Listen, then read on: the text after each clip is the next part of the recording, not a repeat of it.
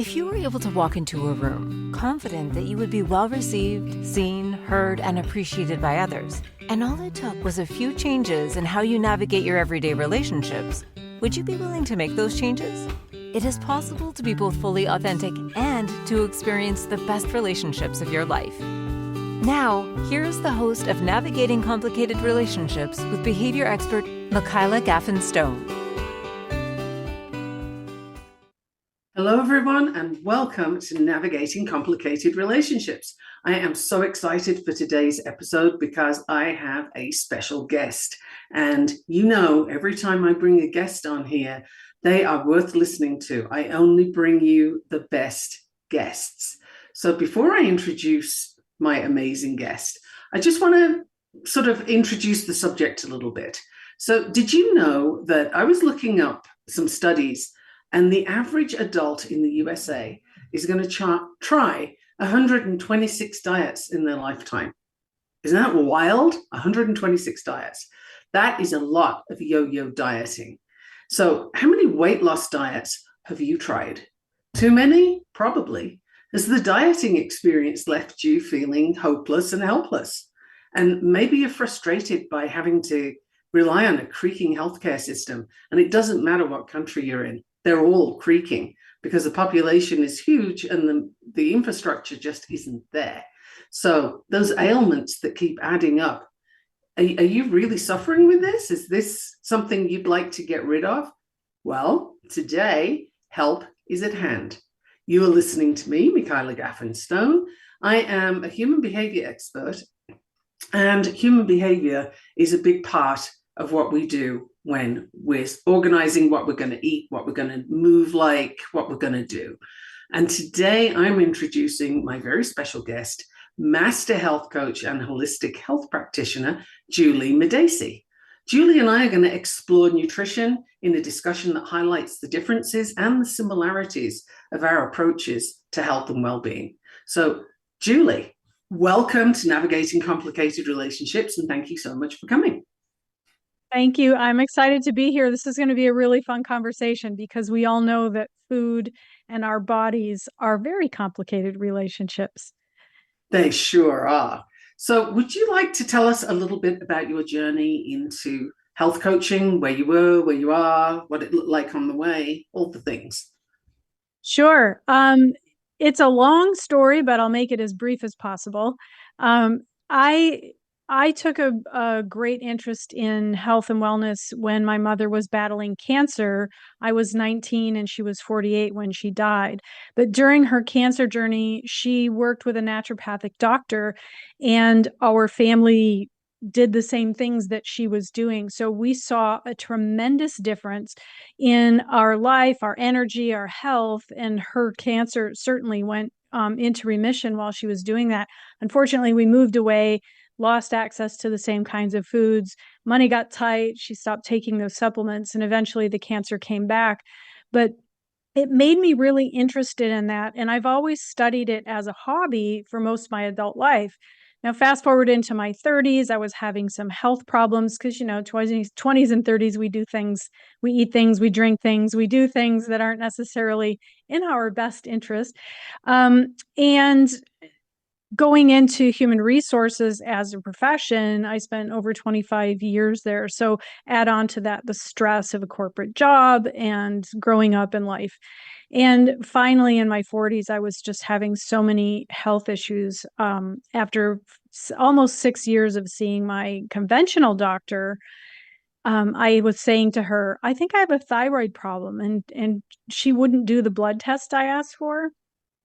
And eventually I realized that I was paying with a big price with my health. And so I took my knowledge and information and I went to a holistic doctor, because my last visit was with her involved her giving me a prescription for an ADD medication and the number of a psychiatrist, because I was complaining about this tremendous weight gain I was experiencing, and weight loss was a side effect of the ADD drug. And the psychiatrist, she said, was necessary because it was all in my head. Of course it was. So I started to see a holistic doctor and everything changed. And when I started on this journey of healing, I said to him one day, I want to help other people feel like this. I want to do this, but I'm not good at science. He said, Julie, I think you'd be a great nutrition coach. And that began my path to studying. And eventually, 10 years ago, when we moved to Italy and I got to decide what I want to be when I grow up, I left my HR career behind and dove headfirst into health coaching certifications, nutrition coaching certifications, et cetera, et cetera. Awesome. And now I'm going to share a little bit about my journey because we're doing it differently today. Excuse me. Normally when there's a guest, it's sort of all about the guest, but today we're kind of splitting time. So it's a different approach, and I think we're both going to have a lot of fun with this. So my journey began when I just had a lot of random symptoms. And again, it was all in my head too. Boy, if I had $1 for every time I've been told that, I could just retire right now. And it's so frustrating because I knew that while the symptoms didn't make sense, I'd got them. Fast forward, it took years to get a diagnosis. And I finally got one of Ehlers-Danlos syndrome. Now, if you look that up, if someone's listening that doesn't know it, there is a huge umbrella of symptoms with this thing, but there is a common factor. And basically, you have to look after yourself because the medical care system isn't really geared for this. It's called a rare condition, but it's not. It's rarely diagnosed, which is a very different matter.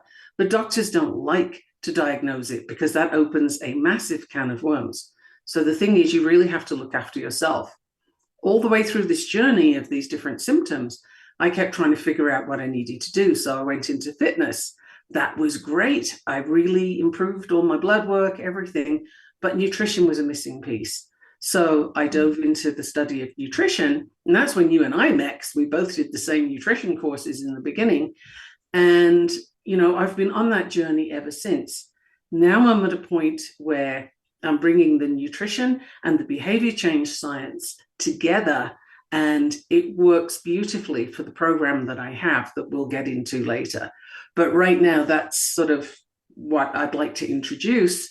And my next question for you is, what's your philosophy on diet and exercise, and how does that shape your coaching style? One of the things that I think differentiates my coaching style is that diet and exercise are two pieces of the puzzle, but we are whole beings with whole lives that incorporate many different facets. And so I focus on coaching the whole person, because you can eat a beautiful diet, you can exercise regularly, but if you're stressed out, if you're not sleeping, if you have financial problems, if you have relationship problems, if you don't have a good spiritual connection in your life, there's so many other facets that are involved. Now, I don't necessarily teach those things, but we find that when we look at things as a whole, nutrition and exercise will have a huge impact on those other areas of our lives, but they also need to be looked at. So I think that nutrition first, because we aren't what we eat, we are what we absorb, and that builds the cells that make us strong or unhealthy. It also, food can go a long way to healing a lot of the issues that we have with our health. And exercise, of course, is very important because our bodies were made to move. And in this day and age, when we're so sedentary, a lot of the physical problems that we have are because we don't move. We don't stop moving because we get old. We get old because we stop moving. Here, living in Italy, I see 80 and 90-year-olds out sweeping the walk, riding their bikes into town, and there isn't any magic about their aging process. They do things manually. They stay active. They move. They don't sit in front of the TV and find lounge chairs that have coolers in them and don't have any requirement to get up to go anywhere except for the bathroom. So Right. It's a huge lifestyle difference. I mean, my mother lived into her early 80s, and she was very, very active right until her very last day. And she was very fit. She was, walking her dog every day a couple of times. And, it didn't occur to her not to move. So that is a big feature for sure. And, we don't differ that much, I think, on our philosophy for diet and exercise, but I do like to look very much at the behavioral component, because I find people I've worked with in the past typically will have some kind of relationship with food where, it's not the right connection. It's an emotional connection. So they're eating to recreate that emotion or to stuff it down, rather than eating because, the person's hungry or they're looking for the nutrients. So that's something that I like to really dive into, because, all things behavior, that's kind of my jam. Sure. But yeah, you have to watch what you're eating. And the thing is, you can't believe stuff that's labeled, because whatever's on the label is designed to make you want to eat the thing. It's not necessarily in your best interests, but that's a topic that we could spend hours on. So Absolutely. before I get into that sort of too much, what are some common myths about diet and health that you've encountered and that you address in your program? Calorie counting. Oh man, yeah. Meal plans. I just really quickly, I laughed because I had a client who started my 90-day program, and the first thing we work on also is the way we think. And those are the 4 pillars of my coaching: think, eat, move, be. And I say don't believe everything you think, because beliefs are not facts. But she started in, and a couple weeks in, she said, this inner work is all nice and everything, but when are we going to get into the meal plan? When are we going to get into the good stuff? And I just smiled to myself and I said, keep going, keep trusting the process. And after we finished, she said, oh, I never thought I would not want a meal plan ever again. Now, I mean someone else's meal plan. I create my own meal plans. I teach people how to meal plan because I think it's important. But following the myth of needing to follow a meal plan that somebody gives you is so prevalent and so backwards, I think. I'm 100% with you there, because if you're giving somebody a meal plan and they've had no input in that, or even minimal input where they've just said, I don't eat these 3 things or something like that, they're not learning anything about how to put together a meal plan for themselves. And you kind of taking buckshot to shoot a sparrow, it's a very broad thing, and it's not really going to help that person do anything differently to what they've been doing. As soon as you go away, or the meal plan goes away, or they get bored, here we go, off the train again, and that's where a lot, I think, of the traditional diets trip up, is that there's this thing you have to follow and this thing you have to do, and it's not real life, and you haven't had the input in it. It's a cop-out, basically, to do that. Definitely. People have to own their own journey, and it's going to look different for everyone.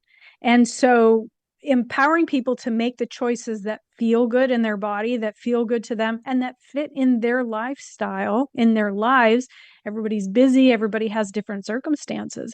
If it doesn't fit into your life, then don't do it. You don't need to fit yourself into a program. You need to fit things into your life the way you want your life to be, right? Yeah. And sometimes the way the reality of it is today, until it can change. Yeah, the program has to meet you where you are and basically build from there, because we're all at a different stage in our lives, in our health journey, and in what we can access for food, and sort of when, and what you've been doing. If you suddenly have a meal plan or a game plan even that's so vastly different to what you've been doing, that's an awfully big leap to expect somebody to take. And of course, people are going to fall down and not achieve it, right? That's you're setting up for failure rather than success with those meal plans and those sort of, here, it's done for you. Done for you is overdone, I would say. And you know what? We're already at break time, which is wild to me, because I think we've only just started talking. But there you go. So everybody listening, make sure you've got some notepads for today, because there's going to be all kinds of gems dropping and you never know when they're going to happen. So make your notes. Don't go away anywhere. You're listening to me, Michaela Gaffen Stone, and my wonderful guest, Juli Madacey, here on Navigating Complicated Relationships on the Inspired Choices Network. See you in just a minute. What if your relationships could be a source of delight instead of a source of struggle? In a world where human interactions are anything but straightforward, tuning in to Navigating Complicated Relationships with behavior expert Michaela Gaffen Stone will offer you insights, tools, and a whole new level of understanding for you to use right now. Listen for Navigating Complicated Relationships with Michaela Gaffen Stone, Wednesdays at 12 p.m. Eastern, 11 a.m. Central, 10 a.m. Mountain, 9 a.m. Pacific on InspiredChoicesNetwork.com.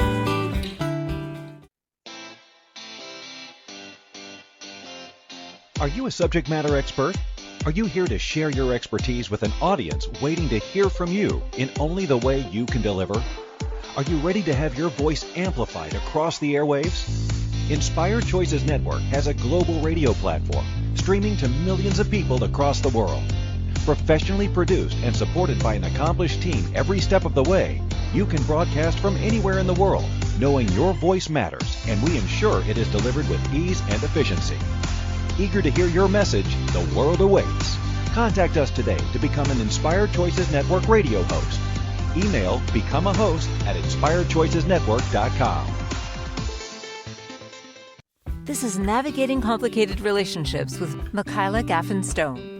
To participate in the program, join the live studio audience in our chat room at inspiredchoicesnetwork.com. You can also send an email to mickey@gaffenstone.com. Now back to the program. Welcome back, everyone, and thank you so much for listening. You're listening to me, your host, Michaela Gaffen Stone, and my wonderful guest, Juli Madacey. We are both nutrition, I would say, experts, because we've both done multiple courses over time, and we've really worked through this. And we both have programs coming up, so stay tuned for those. And Juli, before we get back into the questions, can you just let people know where they can find you? Sure, absolutely. I am all over Facebook and Instagram and LinkedIn. And if anyone wants to get in touch directly, they can email me at julie@evexiahealth.com. And that's spelled JULI at EVEXIA health.com. Awesome. And we both have programs coming up at the end of the month. So stay tuned for that. And I'll let you into a little not so secret, which is Juli and I are doing each other's programs because we're both, we have enough similarities that we know where we're going with this, and we have some differences that we want to learn from each other. And you never stop learning. If you stop learning, well, really, what are you doing? You've probably stopped living, right? So on the subject of debunking myths, which we were talking about just before the break, and we were looking at meal plans and why they really don't work. They just don't help the person be empowered. They more enable them to just rely on a plan, right? So what do you think about bad foods and diet hacks and all those wonderful buzzwords that we hear all over the place? I could talk for hours on that topic. Foods aren't good or bad. They're just food. Now, there are some foods that aren't healthy for you. Absolutely. They're designed in a laboratory. They're designed in a way to make you desire them more. They numb your taste buds so that you don't understand what real food is supposed to taste like. But even so, sometimes life circumstances are such that we don't have very wide variety of choices if we're traveling or we're someplace out of an urban area, whatever, because I've been through that myself. So the idea is to make the best choice available to you based on your goals.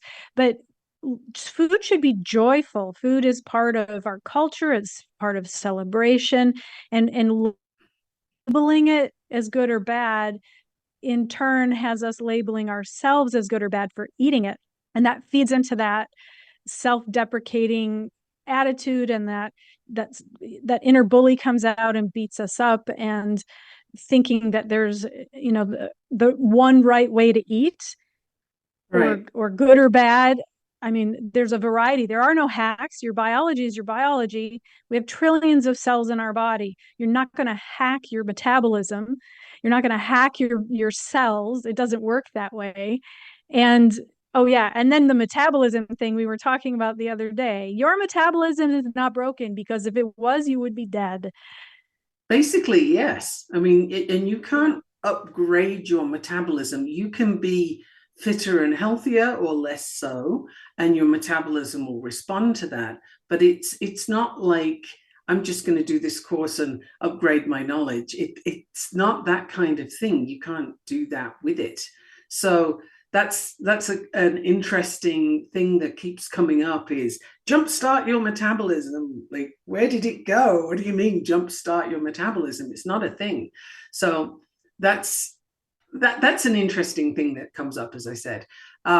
Also with foods, I tend to not call them good or bad, because again, that label of good or bad gets bandied about left, right, and center, and whose determination is that? But there is functional food, which is the stuff that really helps you to build you, and non-functional food, which is something where, it's basically all chemicals, and there's nothing in there that your body's actually going to use to build you, to repair you. So I do use those categories of functional and non-functional. However, there's no banned food, in that if I said to you, you can never eat chocolate again, first thing you're probably going to do is go out and buy a rather large bar of chocolate, right? I know I would.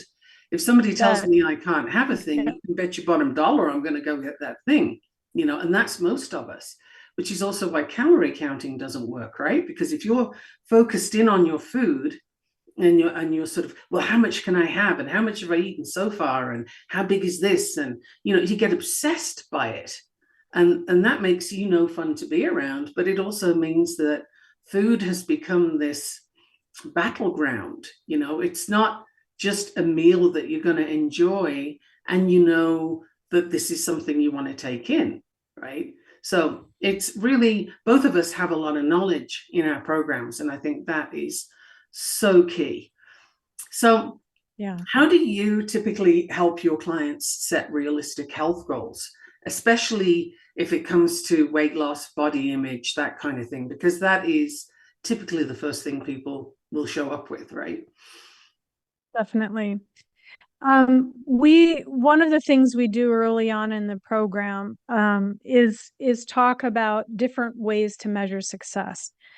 I don't A lot of people put so much stock in the scale, but all the scale does is define your relationship with gravity at a specific point in time.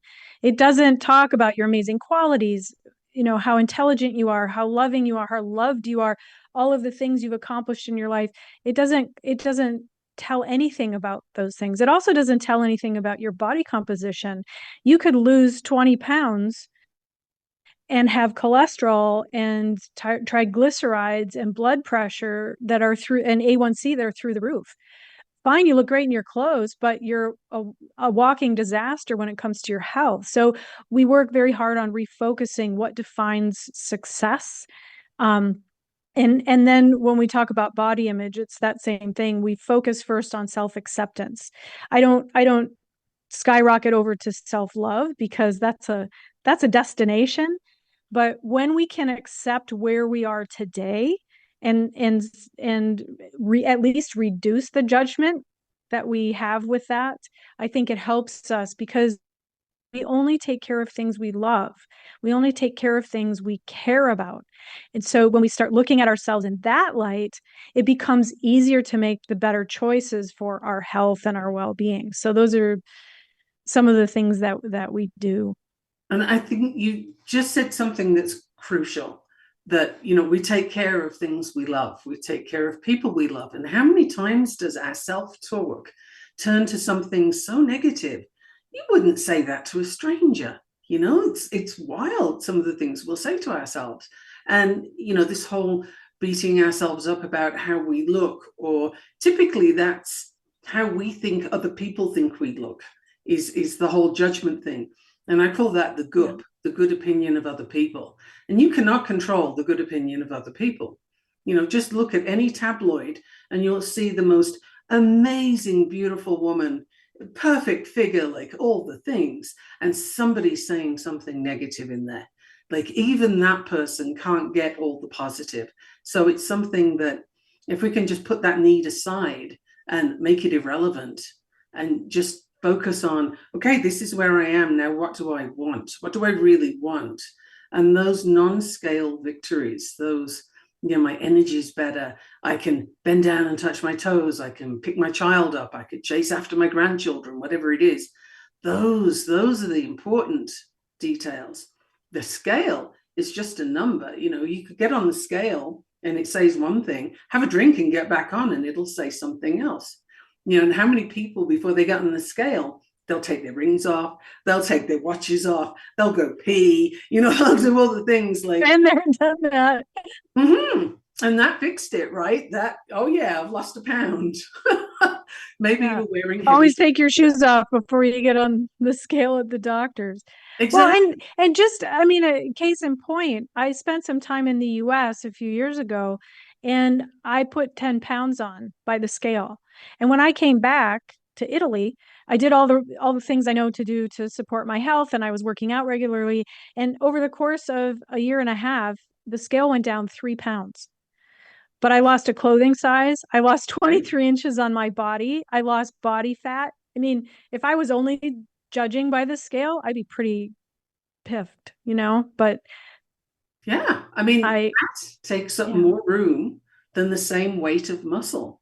So if your body composition is shifting and you're getting, a little more movement in and more functional food, then how you fit in your clothes, how you fit in your life changes with that. Your energy goes up and so on. And, I lived in Singapore for a while, and in Singapore there is this phenomenon called skinny fat that is prevalent there. You see these gorgeous, beautiful little, generally petite women who are small. Their overall size is small, but when you do a body composition measurement, and I've done a number of them, I actually did a challenge with a company. There were a few trainers, including me, and we did this fitness challenge along the lines of The Biggest Loser, only not quite so aggressive. And we were doing body composition, and so many of these lovely slim women were very high body fat percentage, which meant their muscle was small. And it's not considered a good look to have muscular definition, even a little bit there. So you've got a health disaster, as you said. And then the prevalence in that country is to take a lot of diet medications and, pills, herbs, wraps. They even iron fat. I kid you not. Somebody will iron you. It's wild. But it's all about the look and it's not about the health. And it's such a wild culture. Like, how do you build up to that? But we have the same issues in the US, just a little different. It's all about the pills here, right? What medication can I take so I don't have to do anything different? Oh, the message on the advertisements is all, don't worry about it, just take this and you'll be fine. Oh man, really? That's not as prevalent in Italy, I think. No, not as prevalent yet, but women are still very attuned to their physical appearance. But, let's not think about our ability to move. Let's not think about how our bone density declines when we don't have enough muscle mass to maintain it. Let's not think about the fact that we won't be able to lift our own bag of groceries out of the car or carry a couple of books around or do any normal daily functions if we don't take care of our bodies in the way they're meant to be taken care of, with movement and muscle. Yeah. And it's literally use it or lose it, right? That's basically the deal. So, but that was such a fascinating culture to see. And it was really, the other thing was, this is a hot country. It's around 30 degrees Celsius all year round. It's tropical. And the prevailing thing is don't sweat. Like, you shouldn't be seen to sweat if you're a woman. But can you imagine how difficult that all is? I can't ever go there. It's pretty wild. It's not functional. And once again, we are at a break, which is insane to me. This is going so fast. I think somebody's got a hold of the clock and they're winding it. Anyway, you are listening to Navigating Complicated Relationships with me, your host, Michaela Gaffen Stone, and my amazing guest, Juli Madacey. And we are dropping some gold today, so stick around because we both have some really good deals coming up. Stay tuned to the Inspired Choices Network, and we'll be back. What if your relationships could be a source of delight instead of a source of struggle? In a world where human interactions are anything but straightforward, tuning in to Navigating Complicated Relationships with behavior expert Michaela Gaffen Stone will offer you insights, tools, and a whole new level of understanding for you to use right now. Listen for Navigating Complicated Relationships with Michaela Gaffen Stone, Wednesdays at 12 p.m. Eastern, 11 a.m. Central, 10 a.m. Mountain, 9 a.m. Pacific on InspiredChoicesNetwork.com.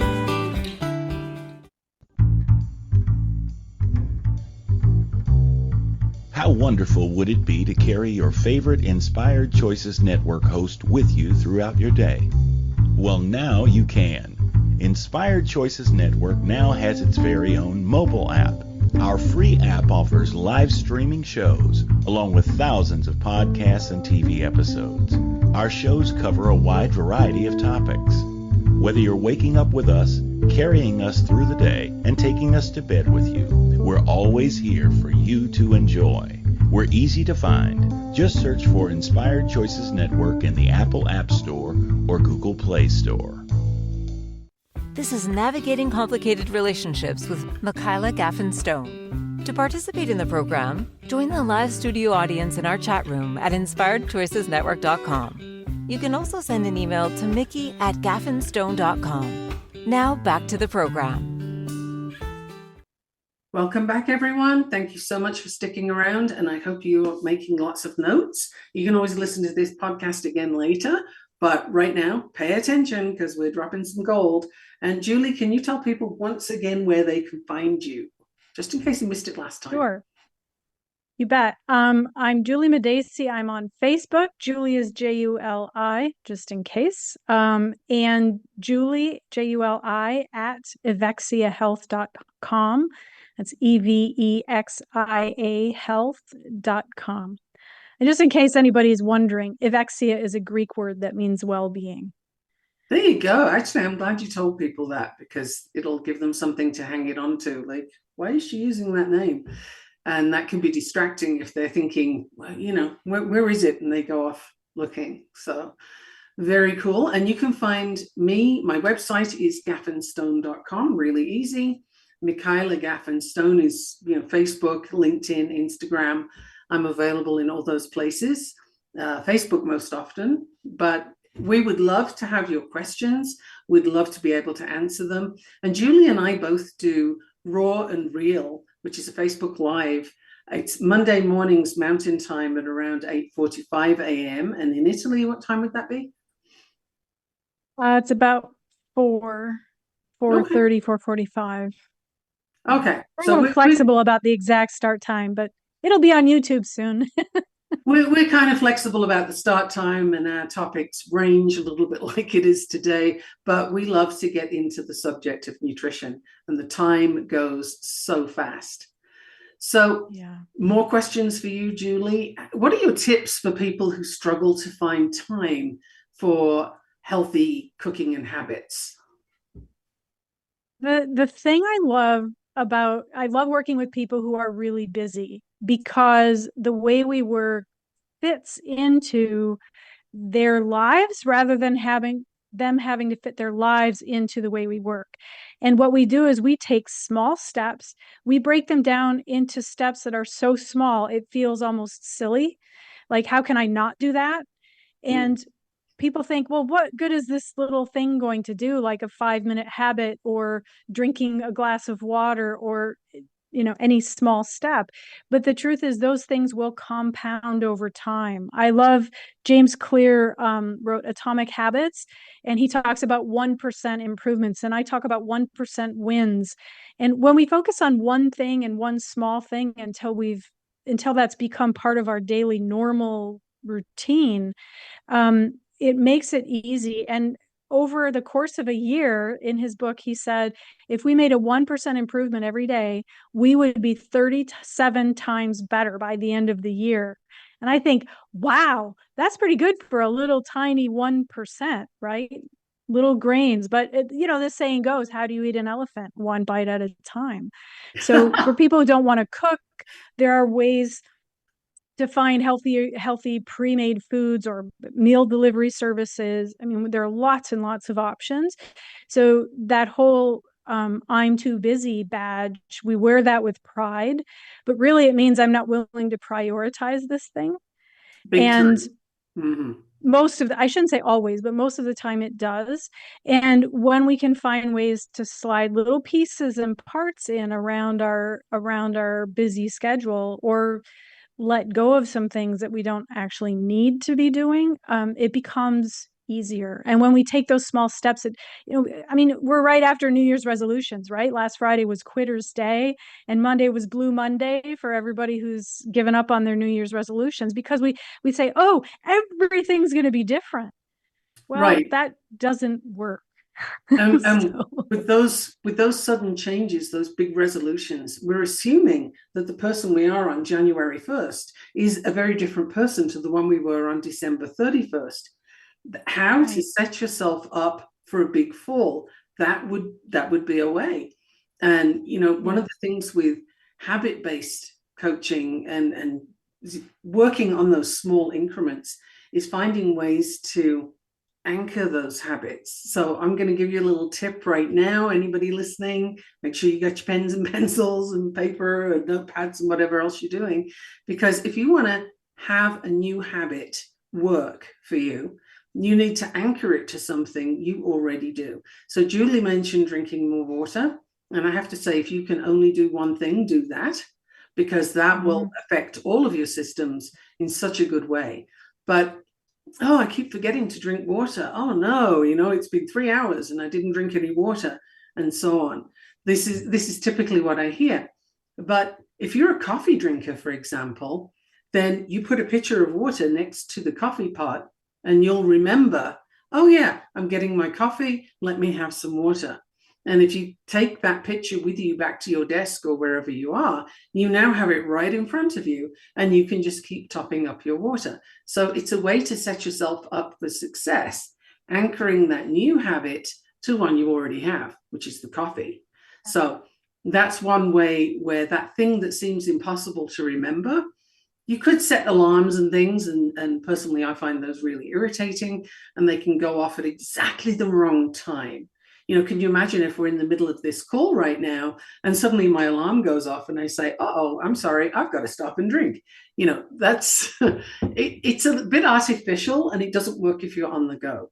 But if you get into that habit of, I have coffee, therefore I have water, even when you're out, you'll have a coffee and then remember, oh yeah, and I want some water. So that's one system that I like to use with people. I find it's very helpful. I'm keeping it simple. Yeah. We complicate things. I mean, you're all about complicated relationships, right? But we have enough complicated things in our lives. The simpler we make it, the more likely it is to happen. Oh yeah. I mean, we do overcomplicate, and I think some of that is because we want to make the problem, the issue, the thing that we want to work on, such a big deal, because then it's okay that it's difficult. Right? It's like, it can't be a simple thing because, well, I would have done that already. We get into a lot of story about that then as well. And it's, of course, well, I'm at fault because I didn't do it before, or some other sort of negative self-talk. And that really has no place in helping yourself get to a healthier space. That's, I feel that way for sure. So can you discuss the role of sort of nutrition in your program? Like, how soon do you start bringing in nutritional changes, for example? Or is that a secret? Interestingly, no, no, it's kind of a spoiler alert, but in my 90-day program, we don't talk about nutrition for the first 5 weeks. Wow. And people think, well, how can I possibly make physical changes? Because we can't change what's outside until we change what's inside. So that's where we start, is from the inside. What is it? We get crystal clear on what we want, because it's great to say, I want to lose weight. Okay, what does that mean? How much weight? Where do you want to lose it from? By when do you think you want to lose it? And then we go into the why. So we get very crystal clear about that destination, and then we talk about the why, and we back into it, because Motivation, my favorite quote, Zig Ziglar says, motivation doesn't last, but neither does bathing. And that's why we recommend it daily, right? So I love that. I love that. I have that posted somewhere.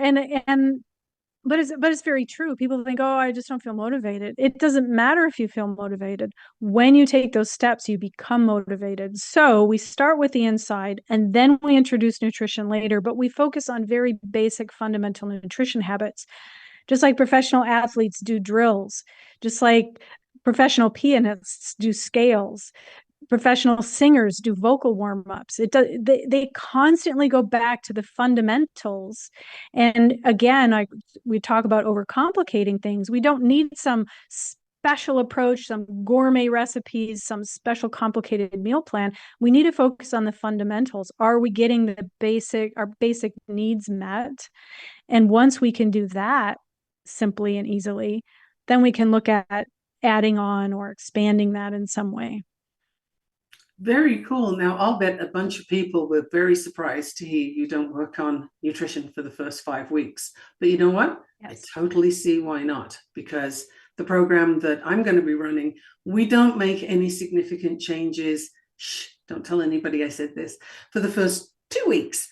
But we're doing a lot of work in that 2 weeks. It's intensive. Right. There's a ton going on because, as you said, you've got a lot of things to do before you can get to the place of making changes.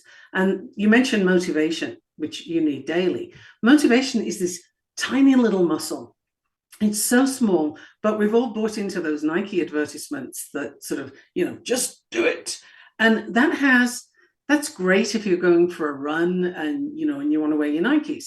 But if you're trying to change a habit, doing it by force is not going to last. And using your willpower is forcing yourself to do something you don't want to do. That is the very definition of using your willpower, right? It's that whole gritted teeth thing.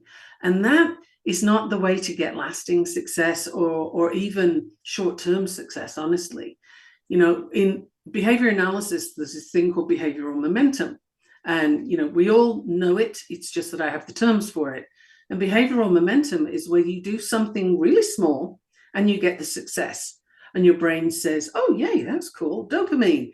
And then you do another thing, success, dopamine, success, dopamine. And you do 4 or 5 of those things in a row. And your brain kicks in and says, hey, you know what? I'm really motivated to do more of this. I like this.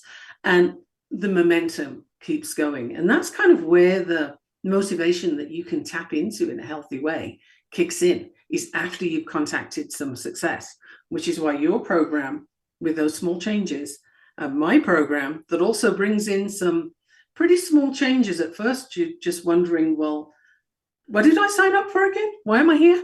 Mm-hmm. Oh boy, this is like, when you boil an egg, it's sitting there, you don't see anything, nothing's happening. But if you wait a few minutes, you've now got something that's very different to the egg that went in. You just don't see it as it's changing. Right. Would you say that's fair for what you've got happening in your program as well? That's kind of hidden at first? I think that's absolutely fair. And I've had people after week 3 say, I don't think this is working for me. And I say, just give it some time. And by the end of the program, they've dropped 1 or 2 clothing sizes. They have energy. They're sleeping. Their moods are better. They feel like completely different people. But it, like you say, builds that momentum, and everything builds on everything before it. You have to do the thing before the thing. You can't take step number 10 before you've done step number 1. Right. That's like being at the bottom of a mountain, looking at the summit and saying, well, how do I get there? I want to be there now. Well, okay, start walking. You just have to do this bit first. Yeah. But we live in a culture that's very much now, take this pill and you'll be shortcuts. Fine. Do this thing and you'll be fine. Buy this program and you'll be fine. But, those are exactly the things that don't work. It's the ones where they say, come and do the work and you'll get there. You have to show up for you in these programs, Julie's or mine. You've got to show up and trust the process and do the work. That's kind of how it goes. There is no shortcut. If there was, we wouldn't be where we are as a planet, as a society. So once again, and the difference. Oh, are we already? Yeah, can Okay. you believe it? It's just, this is going crazy fast. Like, holy smokes, we're going to have to do it again. So once again, stay tuned. We are still going to tell you about our program very shortly now because we're running out of time. And you're listening to Navigating Complicated Relationships on the Inspired Choices Network. See you in a minute. What if your relationships could be a source of delight instead of a source of struggle? In a world where human interactions are anything but straightforward, tuning in to Navigating Complicated Relationships with behavior expert Michaela Gaffen Stone will offer you insights, tools, and a whole new level of understanding for you to use right now. Listen for Navigating Complicated Relationships with Michaela Gaffen Stone, Wednesdays at 12 p.m. Eastern, 11 a.m. Central, 10 a.m. Mountain, 9 a.m. Pacific on InspiredChoicesNetwork.com. This is Navigating Complicated Relationships with Michaela Gaffen Stone. To participate in the program, join the live studio audience in our chat room at InspiredChoicesNetwork.com. You can also send an email to mickey@gaffenstone.com. Now back to the program. And we're back. Thank you so much for sticking around. I'm here with my wonderful guest, Juli Madacey, and Juli and I both have programs coming up. So I think time is going so fast today. We're going to jump in right now. Can you give an overview of what participants can expect in your Begin program? Sure. I call it Begin because we start at the beginning of the journey. As I said, we work from the inside out. In 90 days, you will think differently, you will move differently, you will feel different, and you will experience an amazing transformation, not only in your body, but also in the way you think, in your mind. The 4 pillars are think, eat, move, and be. So we look at the fundamentals, we build those foundational habits and help you incorporate them into your everyday life.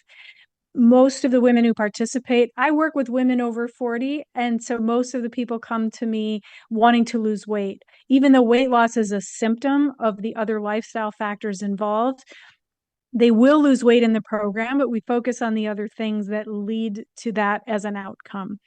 And it's a really effective program that requires 20 to 30 minutes of your time every day. And that's it. We do simple workouts that work with your metabolism, your hormones, your body at this stage in life.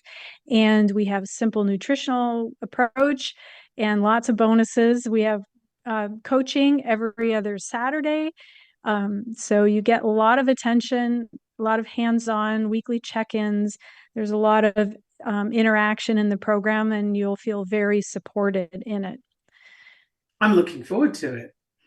And because I'm going to be there too. And my WildFit program, now I'm with WildFit. So if you've heard of WildFit before, there is a 90-day program. And coming up at the end of this month, there is a worldwide challenge. So it's going to be huge. And you will, working with me, you'll have access to the videos and the calls with WildFit, but you also get weekly coaching with me, lots of resources, and it's very much a behavioral approach. So WildFit incorporates behavior change dynamics. I am a behavior analyst, so this is my happy space. And working on changing the behaviors that get you what you don't want and changing them to what you do want is very much the approach. And a whole lot of awareness. What are you doing that doesn't serve you, and why? And what would you like to change it to?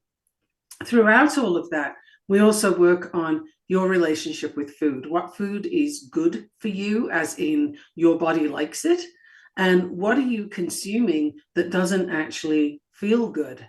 We have ways to help you figure that out, and then you can make a choice, right? So if you're walking past ice cream and you've discovered that you have a lactose intolerance, you can choose, do I want to have that ice cream and have those symptoms? Maybe you do because it's the best flavor ever and they only do it once a year. That's your choice. The point is, you'll know. So this is the approach. It's a 90-day program also, and we start at the end of the month.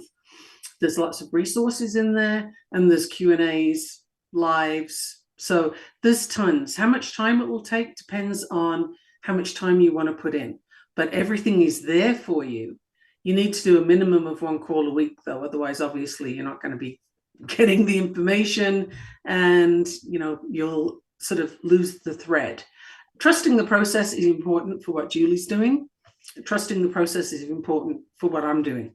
You can't do it if you're second guessing or trying to jump ahead, or I think in both of our programs, chances are, if you try and make things happen sooner than we're asking you to, you're going to trip yourself up and you'll end up back in a space that you're not happy with. So I would recommend that you come in open to trust the process. So are there any tips that you would like to give people, or anything to add to what we've just said about the programs? Well, my program also is starting at the end of the month, and we can provide links to those registration pages so you can get more information and details about those things. But I think the biggest piece for me is being curious. Instead of having to do a thing, instead of focusing on doing it, being perfect. We don't want perfection. That isn't realistic in everyday life. So approaching things by being curious. I wonder what this makes me feel like. I wonder what I would feel like if I did this differently. I wonder how my body responds, and not expecting instant results. Your body has trillions of cells. These changes take time to work through your body and your mind. You haven't thought the way you think and done the things you do for only a few weeks or months. So It takes more than a few weeks or months to change those things over, but it is possible if you're curious and open to learning. And I think bringing curiosity and an openness to these programs is crucial, because, really, look, how long did it take you to get where you are?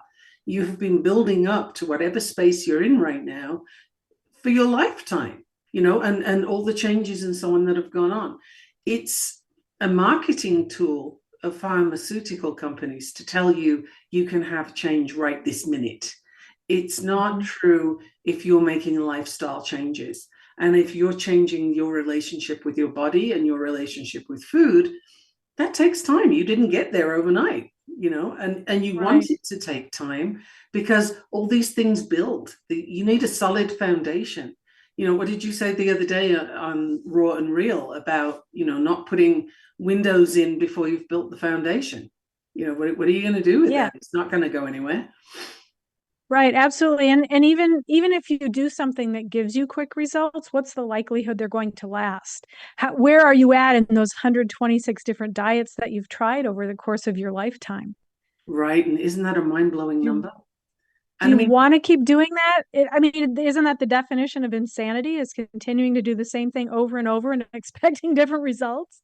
Right. And if you look at how much we money do is sustainable. How much money you spend on those diets, and then what did you get at the end of it? More self-loathing, probably, and perhaps a ding to your health, because they excluded things that you needed to have.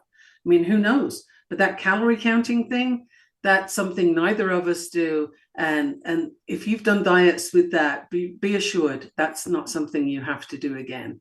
And there's no cottage. And no miracle products. No miracle products. No superfood. Gym membership. No superfood. None of that stuff. It's just this is literally raw and real, right? This is how we're doing this. Is sustainable. It's personal. It's what's going to work for you. We meet you where you are, and we get you on the track to where you want to be. Now, you might revise what that looks like as we go along, and that's fine too. This is a journey. It's not like, oh, I will have made it when I've lost 5 pounds or 50 pounds or whatever it looks like. It doesn't actually change anything else other than the scale, which isn't a big deal, Anybody can lose weight really fast, and it's called dehydration. I don't recommend it. No. So the tools and the skills you'll learn are sustainable for life. So when you finish the program, you can take these things and continue to use them forever and never diet again. Right. And you can stay in a supportive community. And once again, we are getting right at the end of this. I can't believe how fast it's going. Tune in next week for Navigating Complicated Relationships. Woo! Thank you for listening to the Navigating Complicated Relationships show. Michaela returns Wednesdays at 12 p.m. Eastern, 11 a.m. Central, 10 a.m. Mountain, 9 a.m. Pacific on InspiredChoicesNetwork.com. Until then, remember every relationship is a journey, and with the right tools, you can create stronger, more fulfilling connections.